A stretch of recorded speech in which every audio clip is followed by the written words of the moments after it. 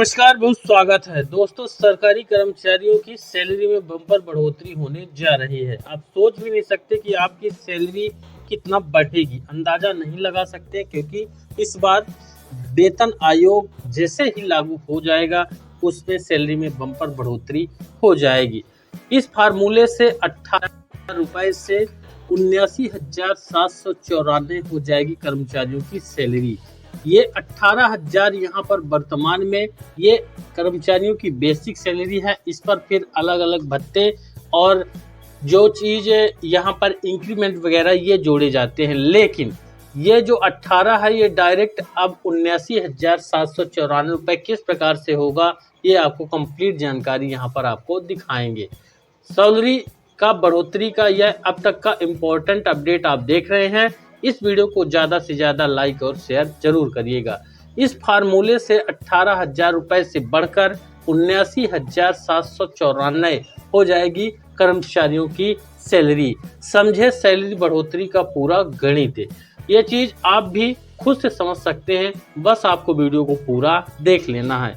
8वां वेतन आयोग के गठन की मंजूरी के बाद से ही कर्मचारियों की सैलरी में बढ़ोतरी का रास्ता साफ हो गया है।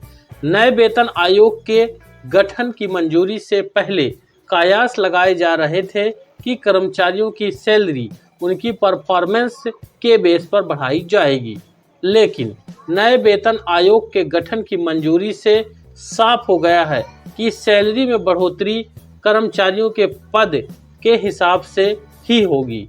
कर्मचारियों की सैलरी वर्तमान न्यूनतम बेसिक सैलरी 18,000 रुपये से बढ़ करके न्यूनतम बेसिक सैलरी 79,794 रुपये हो जाएगी। आइए जानते हैं कि सैलरी में बढ़ोतरी का क्या फार्मूला है, कौन से फार्मूले से इतना सैलरी न्यूनतम हो जाएगा। केंद्र सरकार के 1,15,00,000 सेवारत और सेवानिवृत्त कर्मचारियों के लिए 8वें वेतन आयोग में सैलरी बढ़ोतरी का बड़ा अपडेट सामने आया है, जो कि सभी कर्मचारी भाई और बहनों को देख लेना चाहिए।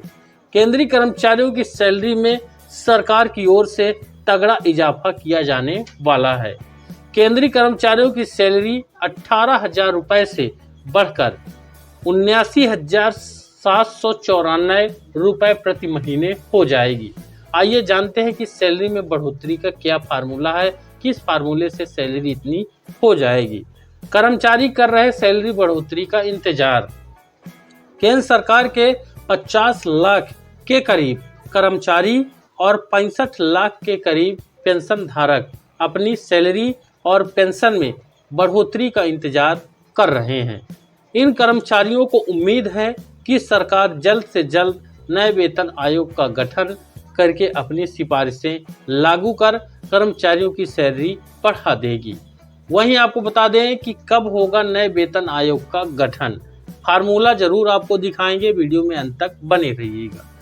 केंद्र सरकार की ओर से इस संदर्भ की शर्तों को लेकर बैठकों का दौर जारी है।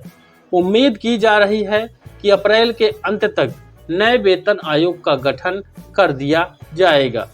इससे कर्मचारियों की वर्तमान सैलरी की समीक्षा करके नया वेतन आयोग अपनी सिफारिश पेश कर देगा, जो सरकार की ओर से लागू की जाएंगी।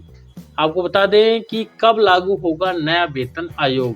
केंद्र सरकार की ओर से अगर पिछले वेतन आयोग यानी 7वें वेतन आयोग के कार्यकाल को देखा जाए तो यह 2026 तक खत्म हो जाएगा, यानी 1 जनवरी 2026 यानी दिसंबर में ही खत्म हो जाएगा और 1 जनवरी 2026 से 8वां वेतन आयोग लागू हो जाना चाहिए। ऐसे में 8वें वेतन आयोग को 2026 में जनवरी से ही लागू किया जाना है।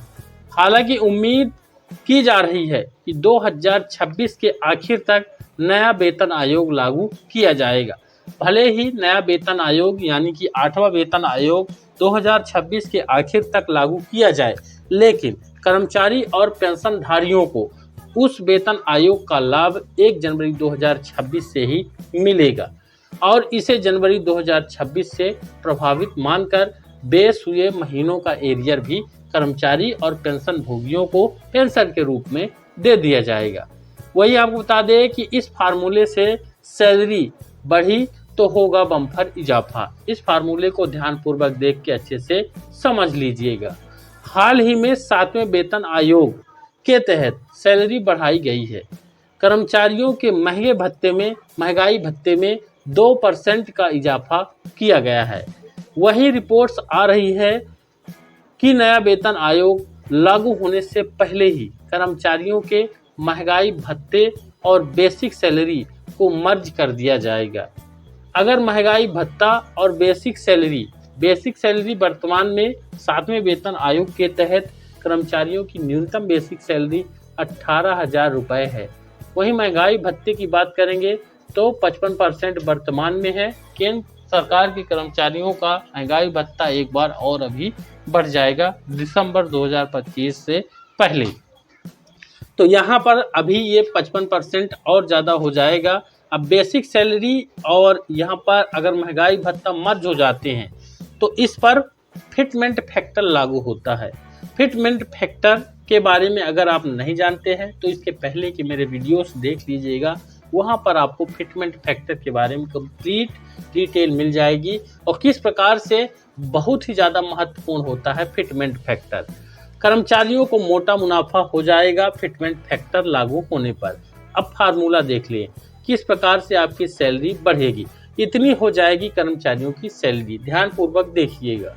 अगर न्यूनतम बेसिक सैलरी को देखें तो कर्मचारियों को फिलहाल 18,000 रुपये की न्यूनतम बेसिक सैलरी यहाँ पर मिलती है। ध्यान रखिएगा, ये सबसे न्यूनतम बेसिक सैलरी है। अलग अलग पद पोस्ट के हिसाब से कर्मचारियों को ये न्यूनतम बेसिक सैलरी ज़्यादा होती है, लेकिन फार्मूला उदाहरण न्यूनतम से लेकर ही लिया जाता है। तो 18,000 रुपये न्यूनतम बेसिक सैलरी वर्तमान में है। इस पर 55% महंगाई भत्ता जो भी वर्तमान में है इसको जोड़ा जाएगा। ये दोनों जोड़ने के बाद 18,000 का 55% आपका हो जाएगा। दोनों को जोड़ के 27,900 रुपये ये यहाँ पर हो जाएंगे। तो ये दोनों हो जाएंगे, मर्ज होगा तब। वहीं अगर इस पर कम से कम, अब फिटमेंट फैक्टर की बात कर लेते हैं। इस पर अभी फिटमेंट फैक्टर लागू होगा। इस पर फिटमेंट फैक्टर 1.92 यानी 1.92 से लेकर 2.86 यानी 2.86 के बीच का फिटमेंट फैक्टर लगा कर देखें तो सैलरी में बम्पर इजाफा हो जाएगा। अब चलिए कैलकुलेट करके भी आपको दिखा देते हैं। देखिए, अगर कर्मचारियों के लिए 1.92 यानी इससे कम तो लागू होगा ही नहीं फिटमेंट फैक्टर, इसका फिटमेंट फैक्टर लागू किया गया तो कर्मचारियों की सैलरी 53,568 रुपये हो जाएगी। ये न्यूनतम है, एक्सपर्टों के हिसाब से कितना यहाँ पर बताया गया है, लेकिन हम न्यूनतम फिटमेंट फैक्टर लेते हैं तो भी 53,568 रुपये ये सैलरी होती है। वहीं अगर फिटमेंट फैक्टर का क्राइटेरिया 2.57 जो वर्तमान में 7वें वेतन आयोग के तहत फिटमेंट फैक्टर 2.57 लागू है, तो 2.57 जो कि 7वें वेतन में था वही रहता है। तो कर्मचारियों की जो सैलरी है वो 71,703 रुपये प्रति महीने हो जाएगी। इसी प्रकार एक्सपर्टों ने जो कहा है, एक्सपर्ट के अनुसार फिटमेंट फैक्टर 2.86 यानी 2.86 का फिटमेंट फैक्टर अगर कर्मचारियों की सैलरी में लगता है तो 79,794 रुपये प्रति महीना न्यूनतम सैलरी कर्मचारियों को मिलेगी। मुझे उम्मीद है जानकारी आप सभी के लिए बेहद ही इम्पोर्टेंट है। वीडियो को ज़्यादा से ज़्यादा लाइक करके शेयर जरूर करें और सभी से निवेदन रहेगा, अगर आप हमारे चैनल पर नए हैं तो हमारे चैनल को सब्सक्राइब जरूर करें। धन्यवाद।